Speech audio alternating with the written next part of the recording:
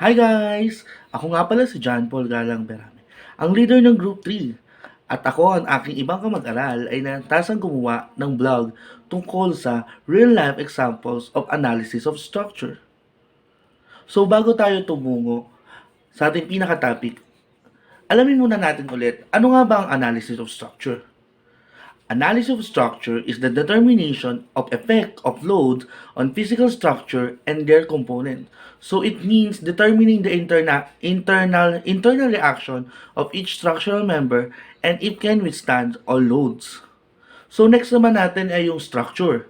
Structure is any arrangement of parts connected to each other to serve different purposes.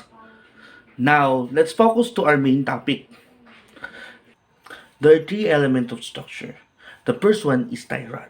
Tie rod is commonly used in trusses to withstand or resist tensile stresses or axial stresses.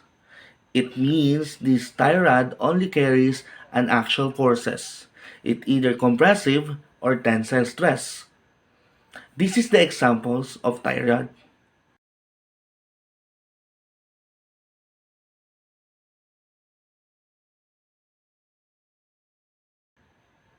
Next element is beam. Beam or sa Tagalog, biga. Beam is a structural element used to carry vertical loads and made from different materials such as concrete, steel, wood, or reinforced concrete. Beam is a horizontal element that resists bending or flexural stress coming from vertical loads. There are two types of beam: beam with pin support and roller, and a built-in beam. This is the examples of beam.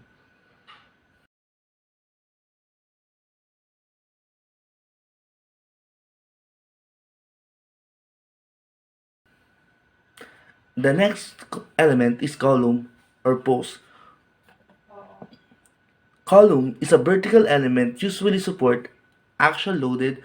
Just like beams, column have different types of support and material like steel and reinforced concrete. This is the examples of posts.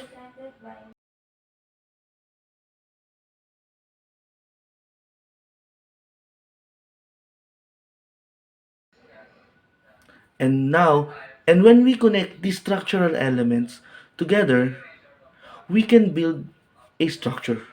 As I said before, structure is an arrangement of parts connected to each other. Now, let's proceed. There are three parts of structure. The first one is frame or the structural frame.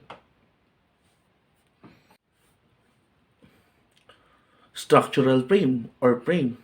Frames are the combinations of column and beams. Depending on the type of material, frames can be steel frame, concrete, timber, or combination of steel and concrete. Frames are often used in building and house. This is the examples of frames.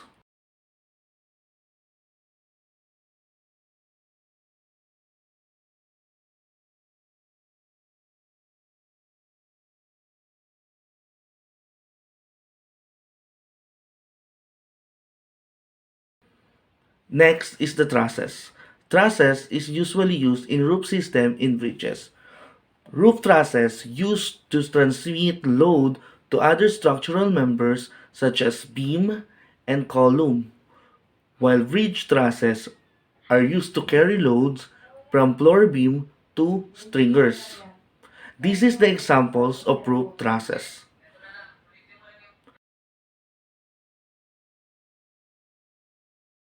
Roof trusses made in slender element like angle bar, while roof trusses is subjective to axial load and determine the members if it's compressive or tension. This is the examples of bridge trusses.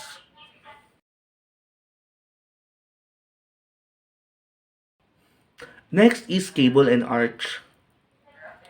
Cable carry tensile load while arch carry compressive load.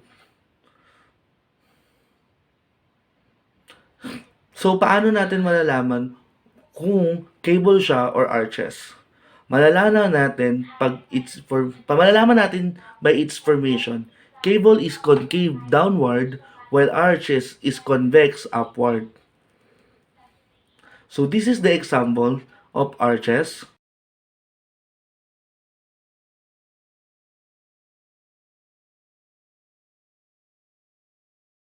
This is the examples of cable structure.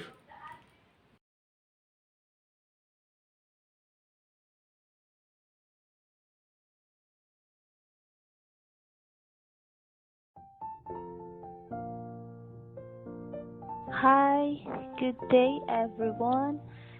Today I'm going to explain what is the reaction of the object if you applied forces. Let's begin. Okay, first I need the example object, the basketball toy. I will be applying force to it by pushing both sides. The object before I applied the force during the alteration process of the object. Before applying the force when the object is at rest, applying a force by pushing the ball on both sides.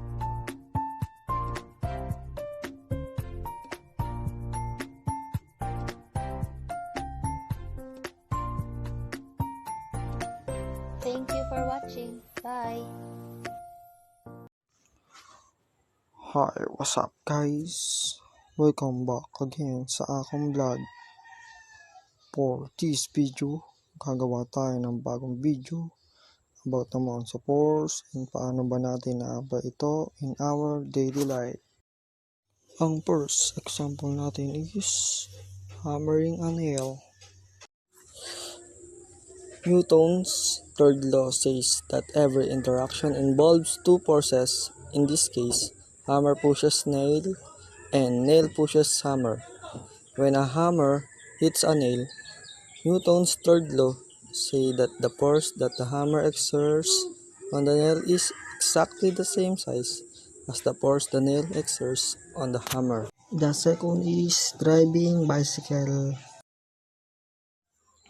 The final law of motion says every action has an equal and opposite reaction. This law explains why your bike moves forward, as when the tires roll, they push backward on the floor, which exert an equal and opposite reaction forward from the earth. This means that when you pedal, you're actually pushing the earth backward a bit. Luckily for us, the earth is somewhat larger than our bikes, which means the movement of the earth is negligible. However, if we all got together and cycled in the same direction at the same time, I guess, of course, but the action-reaction principle is the physics behind why a wheel works. Hello guys! Ito ako, kakatapos ko lang maglinis ng kwarto at iniisip ko, ano kaya kung pwede ko ma-relate sa aking project para sa analysis. At bigla kong naisip na applicable itong pinto para gamit ko example sa project namin. Problem solving! Problem solved! Kaya kung mag-a-apply ako ng force at yung dalawang support ay nasa gawing kanan,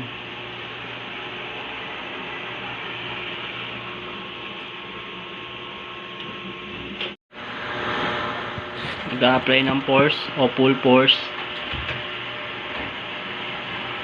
then pa-clockwise to the right, mapupunta yung door natin. Example, natutunan ko sa analysis na kapag nag-apply tayo ng force, magkakaroon ng reaction sa isang object na pinag-applyan ng force.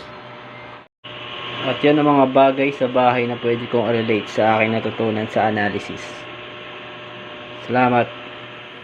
Good afternoon, I'm Edelito Quilla. I'm here to discuss with you about the force that applies in playing basketball. The force that applies in dribbling a basketball is the third law of motion, the law of action and reaction.